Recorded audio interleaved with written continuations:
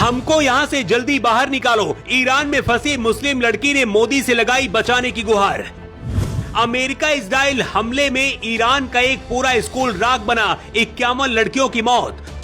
आपात बैठक में बड़ा फैसला, पूरी दुनिया में मची खलबली, मोदी के लौटते कैसे शुरू हुआ युद्ध। उधर जब इजराइल मोदी के साथ बैठकर मीटिंग कर रहा था, अमेरिका ईरान को उलझाकर बैठा था।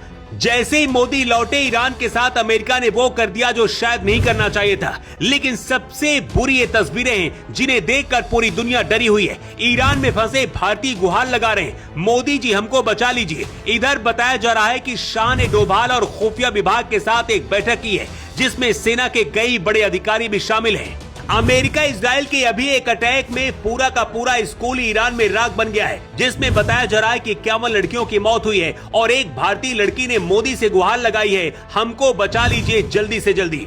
सिर्फ ईरान नहीं बल्कि मोदी की कवरेज करने के लिए जो पत्रकार इजराइल गए थे, उनमें से भी कई वहीं पर फंसे हुए हैं और वीडियो बनाकर भारत सरकार से खुद को बचाने के लिए कह रहे हैं। लेकिन मोदी के इजराइल से वापस लौटते ही इतना बड़ा युद्ध कैसे शुरू हुआ, किसने ऑर्डर दिया, हालात इतने बिगड़ चुके हैं, दावा किया जा रहा है ईरान के रक्षा मंत्री की भी मौत हो चुकी है। इसी बीच ईरान से एक भारतीय लड़की का वीडियो सोशल मीडिया में आया है, जो भारत सरकार और भारत से खुद को बचाने की गुहार लगा रही है। वीडियो में ये लड़की बताती है कि मैं एक भारतीय छात्रा हूं और इस समय तेहरान में हूं। यहाँ हालात बहुत खराब और अनिश्चित हो गए हैं, हमें बिल्कुल भी नहीं पता कि आगे क्या होने वाला है। छात्रा ने कहा कि हम भारत सरकार और विदेश मंत्रालय के आभारी हैं कि वो हमारी सुरक्षा को लेकर बातचीत कर रहे हैं, लेकिन ऐसे समय में तेजी से कार्रवाई करना बहुत जरूरी है। वीडियो में छात्रा आगे कहती है कि यहाँ लगातार हवाई हमले हो रहे हैं और स्थिति हमारे लिए और भी डरावनी होती जा रही है। हम बस यही अनुरोध करते हैं कि हमारी जल्दी निकासी की व्यवस्था की जाए। कृपया हालात और बिगड़ने का इंतजार न करें, हमारी मदद कीजिए और हमें जितनी जल्दी हो सके यहाँ से सुरक्षित निकाल लीजिए।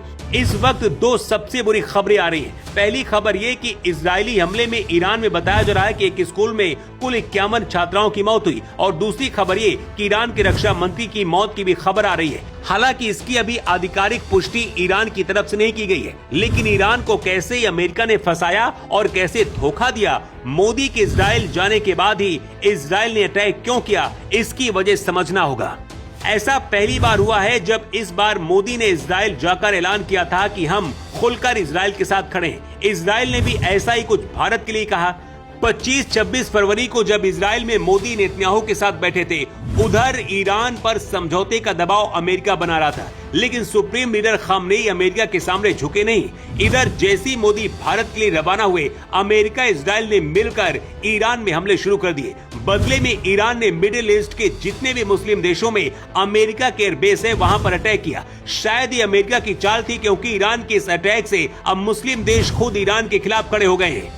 पाकिस्तान ईरान को परमाणु देगा नहीं, लेकिन रूस अगर कूदा इस युद्ध में तो हालात और बिगड़ सकते हैं। दावा किया जा रहा है कि इजराइल में मोदी और नेतन्याहू के बीच कोई बहुत बड़ी डील हुई है, लेकिन जो भारतीय इस युद्ध का शिकार हो रहे हैं, उन्हें भारत कैसे बचाएगा? क्या मोदी भारत से सेना भेजेंगे और किस देश में भेजेंगे? क्योंकि ईरान इजराइल से उड़ानें पूरी तरीके से बंद हो गई है। आसपास के देशों का भी यही हाल है। ऐसे में जो बच्चे और भारतीय फंसे हुए हैं, उन्हें वापस भारत लाने का क्या प्लान है, मोदी के पास बताना चाहिए देश को।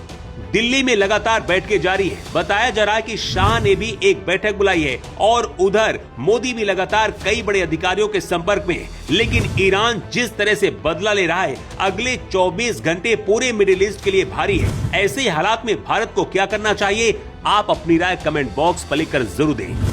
आज 24 के लिए रिपोर्ट।